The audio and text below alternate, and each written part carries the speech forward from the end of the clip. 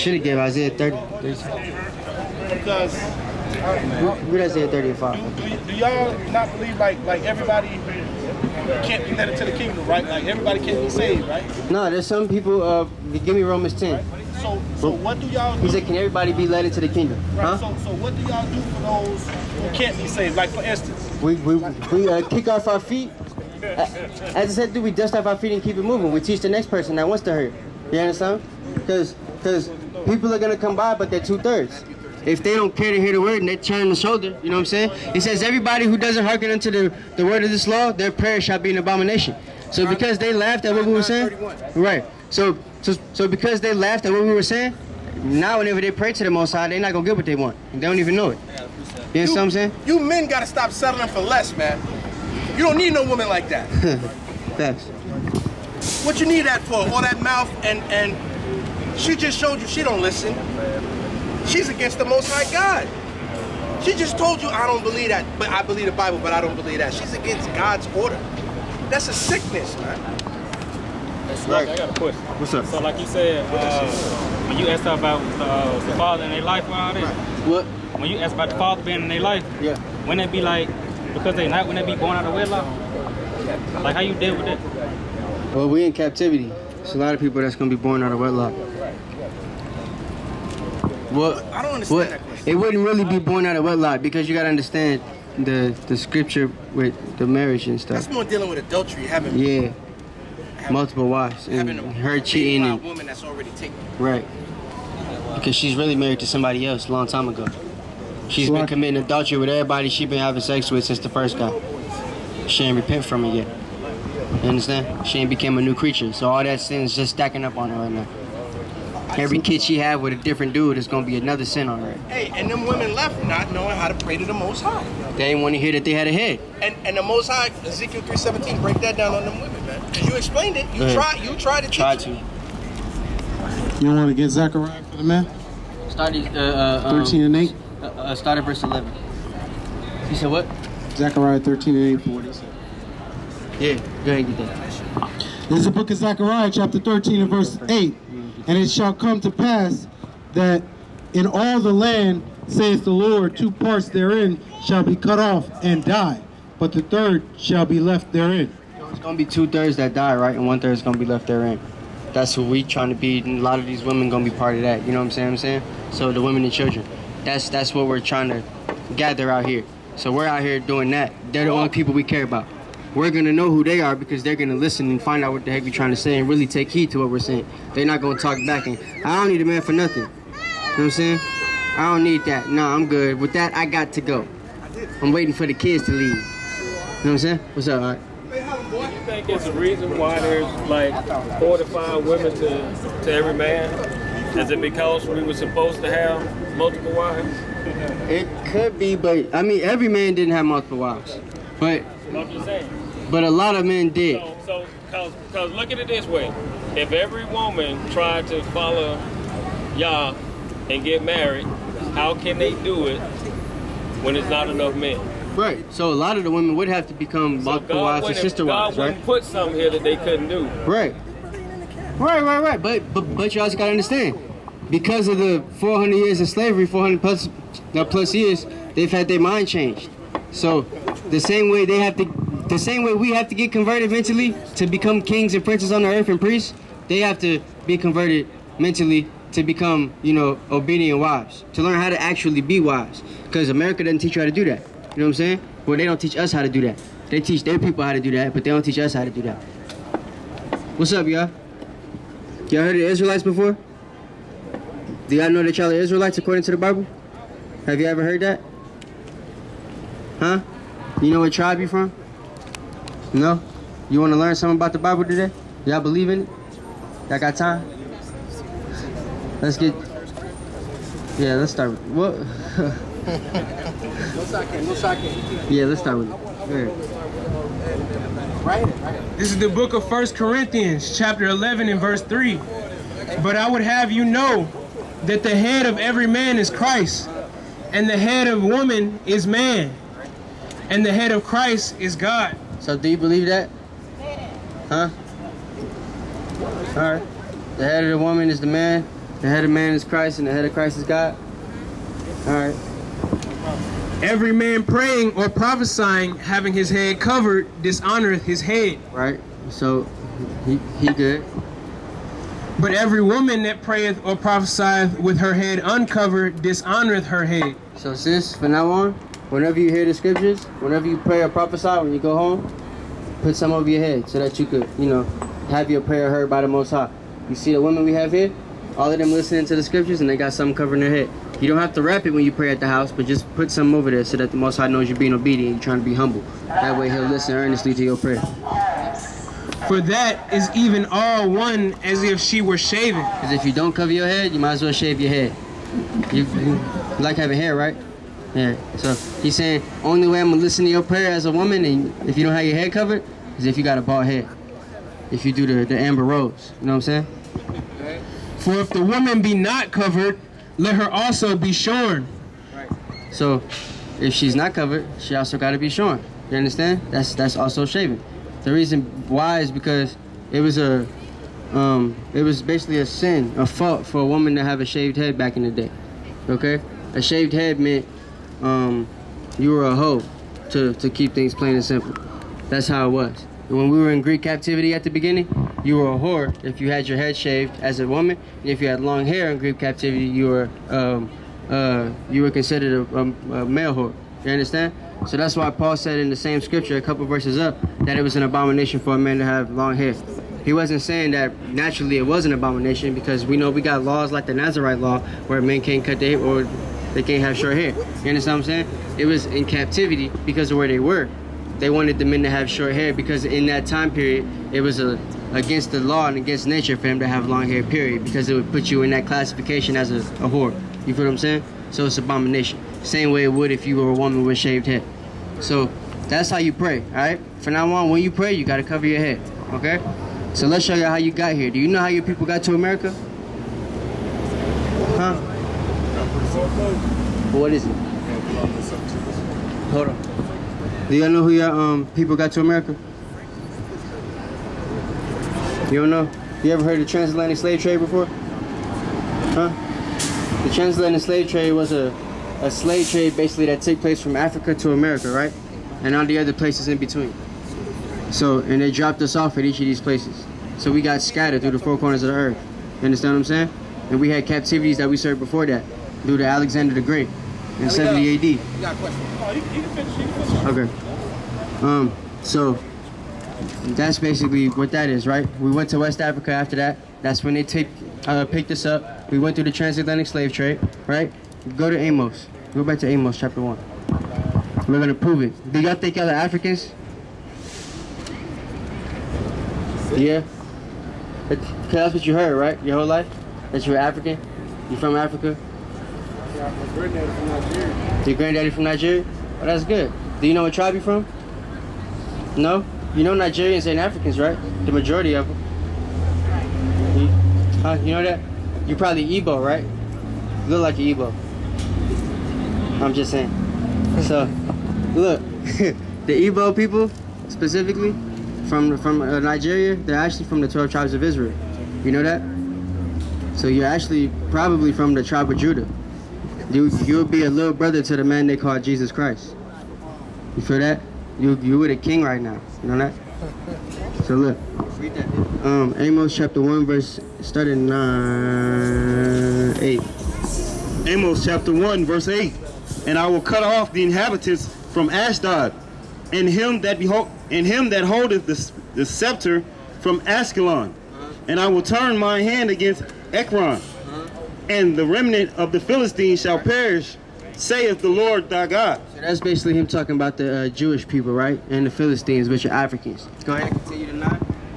Thus saith the Lord, for 3 transgressions of Tyrus, and for 4. So Tyrus is Africa, right? They're African nations. He's saying these are the transgressions that they're going to be punished for.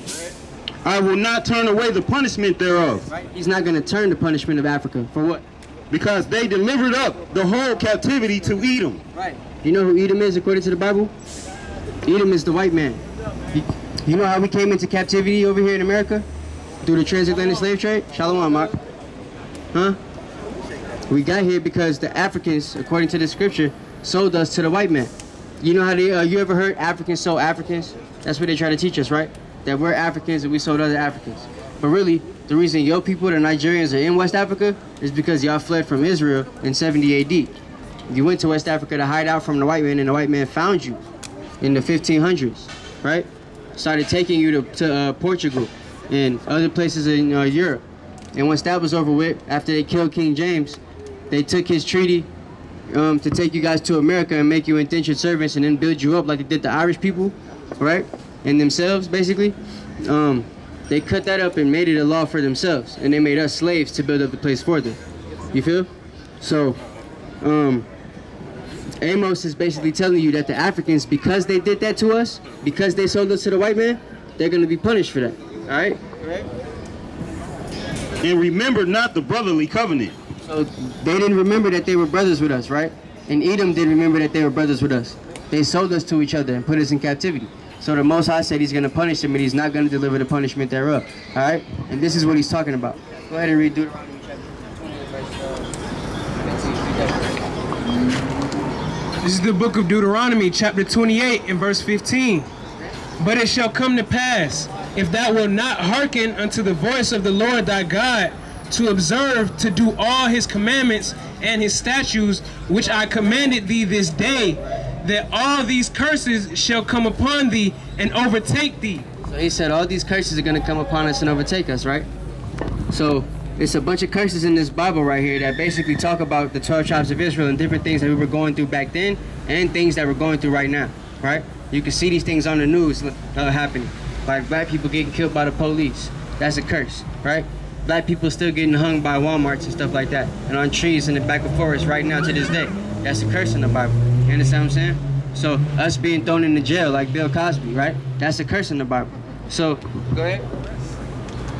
Cursed shall thou be in the city, and cursed shalt thou be in the field. So where we at right now? We in 5 Points, right? Woodruff Park. What do you see all the cursed people around here? What nation do they come from? Who they look like? They look like us, right? Because we the ones cursed in the city, right? Go ahead. Cursed shall thou be in the field. And cursed we gonna be in the field, right? You ever heard the term first fired, last hired?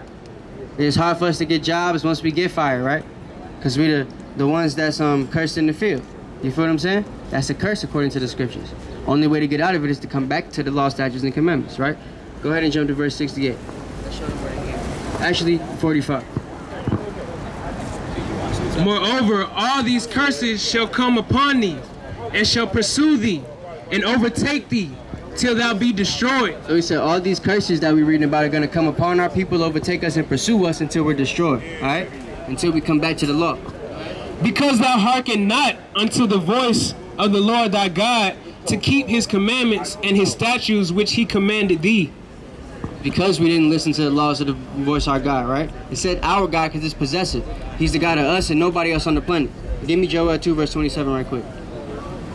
If you don't mind. This is the book of Joel, chapter 2, verse 27. And ye shall know, Salakia, and ye shall know that I am in the midst of Israel, and that I am the Lord your God, and none else. Right? You heard that? He said he's in the midst of Israel. He's the Lord our God and none else. It's possessive again, right? He belongs to us and nobody else on the planet, right? And they shall be upon thee for a sign and a wonder, and upon thy seed forever. Right. So he said that these curses are going to be upon us and our seed line forever. So the white man in these Christian churches, they'll teach you that this type of stuff happened a long time ago, right? It's Moses speaking. It happened a long time ago. It don't apply to us now, right? If you see any of this stuff happening now, it's just a guy making a joke on you. Ha, ha, ha. Right? But that's not the case. It's really, this is stuff that's happening right now. It reoccurs because they're going to be upon us for our generations forever. You understand? It's not going to end until our generation comes back to the law, statutes, and commandments and they treat their children the way they should go. You feel me? They come back to the old path. Go ahead. Because thou servest not the Lord thy God with joyfulness and with gladness of heart. That's you coming back to the law, statutes, and commandments and not having a problem with it, right? Your life is staying messed up because you haven't come back to the law, statutes, and commandments with joyfulness of heart. You feel what I'm saying? For the abundance of all things. For the abundance of all things. You'll get the abundance of all things when you start coming back to the law, statutes, and commandments, right? Therefore shalt thou serve thine enemies, which the Lord shall send against thee in hunger and in thirst. But as a nation, we didn't serve the Most High, so now he sent our enemies against us, right? That's that transatlantic slave trade that we were just talking about. You feel what I'm saying? So now we serve them in hunger and thirst. And what else? And in nakedness. And in nakedness. So them clothes you got on your back, right? Did you make those? Where they came from? The store, right? Did you own the store? You know the person that owned the store? Huh? What do he look like? Do you think you know what he look like? He's probably a white man though, right? Yeah, so that means that's our enemies, right? The same people that put us in slavery, the same folks that brought us over here, the same people that are we're buying our clothes from, right? So that's us serving them in nakedness, right? And them bottles of water that the brother just got, who you think made them bottles of water? Who's the people that own them companies? They're white people, right? So that's us serving them in thirst, right? What about the food we eat? We own any of these restaurants downtown? Huh? The Chinese people probably got like ownership of some of their restaurants, but the rest of these is, you know, it's the white man, right? The Chinese man is our enemy too. We built the Great Wall of China. They had us in captivity during the Silk Road time period. And in want of all things. And we're gonna serve our enemies in one of all things. It's not just the white man that's our enemy. All these different nations out here are enemies. The Elamite dude that owned the Citgo by your house, you know what I'm saying? The African man that owned the Shell gas station, that be giving you a hard time when the gas not working and stuff. Know what I mean? It's all type of stuff. We got all type of enemies out here. The Chinese man that be trying to sell you dog at the Chinese store. You feel? It's all type of problems we got. And he shall put a yoke of iron upon thy neck until he have destroyed thee. And he's gonna put a yoke of iron upon your neck till he destroys you. You see this picture over there? It's a picture of an African with a so-called African, right? A slave with a yoke of iron around his neck, right? And that's the only type of slavery that happened to our people. It never happened to nobody else on the planet. They'll tell you that everybody was a slave. These scriptures could pertain to anybody, but it talks about you having a yoke of iron upon your neck. You can look up every single slavery that happened upon the earth. There wasn't a yoke of iron slavery except for the one that happened here in America. You understand? The Lord shall bring a nation against thee from far, from the end of the earth, as swift as the eagle flieth. Right. This was for the Northern Kingdom people and the people that were in the Americas already, right? He said that he was going to send a nation against us from as swift as the eagle flieth. You feel? The reason why I said the eagle is because that's the national bird of America, right? It was also the national bird of Greece and Rome back in the day. Do you feel? It's been the national bird of the white man since he came about. In the book of Obadiah, he likens himself to the eagle. You heard the eagle when it's landed? When we landed on the moon, right? You know they got the national bird as the eagle? The thing back there on the building right there is the eagle. The image of the post sign is the eagle. That's the eagle probably, I'm sure. You understand what I'm saying? So it's all about the eagle because that's what they liken themselves to. That's their sign. You feel? A nations whose tongue thou shalt not understand. We didn't understand that tongue. The people we had in West Africa didn't understand what the white man was saying when he came over there, right? And the Native Americans and Latinos didn't understand what he was saying when he came over there. It was a tongue that we didn't speak. But now we all speak the same language. Everybody in the world trying to speak English now, right? Because they're the dominant people on the planet. Now everybody's speaking a tongue that we don't understand. And we're scattered through the four corners of the earth. So we speak in every language right now. Jump to verse 68. And the Lord shall bring thee into Egypt again with ships. So Egypt, right? According to the book of Exodus, chapter 22, verse 2, says that Egypt means house of bondage, right? In the Hebrew, it's Mizraim. Means like space between two rocks. Like a rock in a hard place. You understand what I'm saying? It's a hard life. You feel? By the way whereof I spake unto thee, thou shalt see it no more again. So it says that we're going to be taken into a house of bondage by ship. In the place that he spoke to us, Israel and Africa, we're not going to see it no more again, right? So that's what happened to the people that were brought here in America. Many of us haven't been back to Africa or Israel, right? So we haven't, that prophecy came true. When we were brought here on slave ships, that's how we got here. You said it earlier, right? Go ahead. And there ye shall be sold unto your enemies for bondmen and bondwomen. It said there we shall be sold to our enemies for bondmen and bondwomen, right? When we got off them slave ships, what's the first thing they did? Yeah, they sold us, right? They put us on blocks and they sold us. Exactly. Go ahead. And no man shall buy you. And no man shall save us. Buy is Old English for save you, right? So every person we had tried to come up and save the slaves didn't get to save them, right? Abraham Lincoln didn't free no slaves. He emancipated us. You know what emancipation means? It means transfer. So he transferred slavery from a slave master to the government.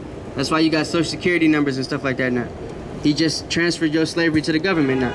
They could throw you in jail whenever they feel like it and give you a number, right? A tag number, and you can stay locked up for the rest of your life. And that's your slave master. You feel what I'm saying? They could transfer your slavery to anybody amongst the government. That's what the emancipation was for. So, yeah, that's Deuteronomy chapter 28, verse 68. Okay, so that's how your people got here. Huh? Oh.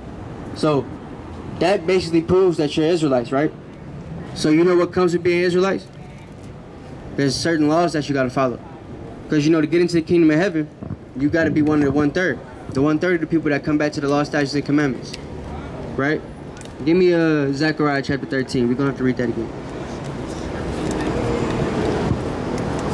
And then we'll start with Deuteronomy 22, verse 5. Huh? And somebody else get Numbers 15. Huh? Yeah, 13. It's the book of Zechariah, chapter 13 and verse 7. Awake, O sword, against my shepherd, and against the men that is my fellow. Saith the Lord of hosts, smite the shepherd, and the sheep shall be scattered, and I will turn my head upon the little ones. So he said that you smite the shepherd and the sheep shall be scattered, right? That's like you smiting the Creflo Dollar or T.D. Jakes or some of these wicked pastors out here that scatter in the flock, right? And that's what the Most High is going to do. All these people that got these wicked churches and stuff, these churches that don't really follow the law, statutes, and commandments, but they teaching that they are, all they pastors, all they shepherds going to get smited by the Most High. Smite means kill. And it shall come to pass. And it will come to pass. That in all the land. That in, like everywhere, in all the land, on all the earth, right? And in America. Saith the Lord, 2 parts therein shall be cut off and die. So 2 parts of the 12 tribes are going to be cut off and die, right? So if you got 3 parts of a cake, he's saying he going to take 2 of them parts, he going to cut it in 3 parts, take 2 of them parts and throw it in the trash, right? But the 3rd shall be left therein. He going to leave one piece of that cake inside the pot, right? And this is what he going to do with it. And I will bring the 3rd part through the fire, and will refine them as silver is refined. He's going to take that cake and somehow make it into a magical pot of gold. You feel what I'm saying? He's going to refine it as silver is refined. And will try them as gold is tried. He's going to try it as gold is tried. They shall call on my name, and I will hear them. So we're supposed to call on the Most High's name. We find out what his name is. Y'all heard what the Most High's name is in the Christian church? Huh? Besides God? You know what it is? Because God isn't his name. God is a title. Yahweh. Do you know there's no E in Hebrew? And there's an E in Yahweh, right? There's an E in Jehovah. So all them names are fake. His name is Yahweh. That's right. All right? That's the name of the Most High. So that's the name that the true 12 tribes of Israel are going to call, right? It says we're going to call upon his name. We're going to call upon the name of Yahweh. I will say, it is my people, and they shall say, the Lord is my God. And once we find out who he is, once we find out who we are, we're going to say that the Most High is our God, right? Once again, it's possessive, because he's in the midst of Israel, and he's with us and no one else, right? That's what we read earlier, right? So all of that ties together. The Christian church is a lie. God doesn't love everybody. It's not in the Bible one time, because it's not true. It's a lie that they made up that they could teach. To teach their Catholic doctrine, their universal doctrine. That's what Catholic means. It was a doctrine that turned the Bible into a book that involved everybody, when the book only talks about saving the 12 tribes of Israel, the Negro, Latino, and Native American Indian. That's right. Hispanics and natives are your brothers and sisters. Yours too. Even though they was on the other side of the earth. I'm a Native American. We came over here a long time ago, you know what I'm saying, on slave ship from a different captivity. So, before y'all leave, I gotta teach y'all 2 more laws, if y'all got time. Just 2 more scriptures, right? I want Deuteronomy chapter 22, verse 5, and I want Numbers chapter 15, verse 38. Bring it out, Eliab. It's the book of Deuteronomy chapter 22 and verse 5. The women shall not wear that which pertaineth unto a man. So it said the woman shall not wear that which pertaineth unto a man, right? Do you know what that means? It means that, huh? Right. So you're not supposed to dress like a man, right? Let me ask you a simple question. Okay. Neither shall a man put on a woman's garment. Right. You see that a lot in Atlanta, right? You see a lot of dudes dressing like women, right? They're not supposed to do that. That's why. For all that do so are an abomination unto the Lord thy God. Right. So all the studs out here, all the dykes, all the faggots, they all an abomination to the Most High God, right? So, but it says that the woman shall not wear that which pertaineth to a man, right? So, basically, what do you see the women out here wearing? Scarves. Scarves. What else? Skirts. Skirts, right? Dresses. You know what I'm saying? You know why? Because dresses is specifically something that pertains to a woman. And you know what pertains to a man? Pants. Pants, right? The man wears the pants in a relationship, right? The reason that saying exists is because pants were made for men. That's why they got zippers. Because we got the body part that come out the zippers. Y'all don't. That's why it's so hard for y'all to put the pants on, even when they made from the women's section, right? You understand what I'm saying? Because y'all really not supposed to have the pants on. So the whole thing with that is, when you go to the bathroom, right? How do you know which bathroom is for you to go into? Besides the reason it says women or men. Let's pretend you was in Mexico, right? And you couldn't read the Spanish. You feel what I'm saying? And you just seen the sign on the door. How you gonna know which bathroom is yours? Huh? The picture of the skirt. The picture of the one with the skirt, right? The reason it has a skirt is because universally, woman wears dress, and universally, men wear pants. But America switched that up in the 70s. They started letting women wear pants, and women wear, women wear pants, right? And then as time went on, it became acceptable for men to wear dresses, which is the time period we're in right now. You understand what I'm saying? So that's an abomination to the Most High God, but it proves we're in Babylon the Great. Okay? So this is how we're supposed to be dressing. You got to put on a dress, and both of y'all have to do this. This is the book of Numbers, chapter 15, verse 38. Speak unto the children of Israel, and bid them that they make fringes in the borders of their garments. You know what fringes are? Like him. Yeah, these little things we got on the borders of our garments. Everybody got them on, right? Some of the women don't, but they got their dresses on. That's the start, right? That's the first step. Put your dresses on, and then as you progress, you can put the fringes on afterward. Throughout the generations. You're supposed to wear these fringes throughout our generations. And that they put upon the fringe of the borders a ribbon of blue. You see, everybody that has the fringes on, we all got some type of color blue ribbon, right? No matter how light it is or how dark it is, but it's a blue ribbon on there because that's what we're commanded to do. And it shall be unto you a fringe, that ye may look upon it and remember all the commandments of the Lord. So it's going to be a fringe for you to look upon and remember all the commandments of the Most High. When you got these fringes on, you're supposed to be able to keep them commandments. You feel what I'm saying? And it's always going to remind you to do so. And do them. And do them, right? It's going to make you do the commandments because you're going to feel guilty if you don't and you got the fringes on. You feel what I'm saying? And that seek not after your own heart and your own eyes, after which ye use to go a whoring. Right, and we're not supposed to seek after our old heart and our old eyes that which we used to go a whoring. You understand what I'm saying? So we're supposed to try to follow the law, statutes, and commandments and stay close to that path. You feel what I'm saying? So I know y'all gotta go. I'll let y'all go with that. If they got a flyer, somebody got a flyer? Joel, we got any flyers? We got no more. Damn. All right, but look, y'all got YouTube? If y'all look up Sons of Thunder Israelites, we gonna pop up. Y'all can learn whatever you want to know. All right? Shalom. Yeah, thank you, brother. Thank you, brother. You got a question, bro? Me? Yeah. Yeah, you got a question. What's up? Yeah. I want to go back to when you were talking to the brother right here, and you said something about the Nigerian. Yeah, the Igbo. Yeah. So can it be generally said that all or most of the so-called African tribes that were conquered, those are also Israelites? Some of the African tribes that were conquered, because you got to understand this, right? Canaanites, for one, are supposed to be slaves, okay? So a lot of these people are going to be captured because Esau now has our blessing. He took over the world, right? So he could put a lot of these Hamites in captivity too if he wants to. But at the same time, a lot of our people are still being put in captivity by the white man, right? And by other Africans, by actual Hamites. But what? He said scoot down. Oh, okay. But yeah, that's fine. We're gonna see if they stop. But a lot of the Africans over there can be considered Ham, but we like to say it's basically the ones in West Africa. some of the people in South Africa, and a couple near the central, you know what I'm saying? Going probably about as far east as maybe Kenya. I know we got some people in Kenya too. How y'all doing? Oh, see, I came back just to walk past us, huh? Oh, okay. I got you. They still ain't learned how to pray, man. They don't want to learn how to pray. He and she that turneth their ear from the word, even her prayer is an abomination to the Most High God. That's right.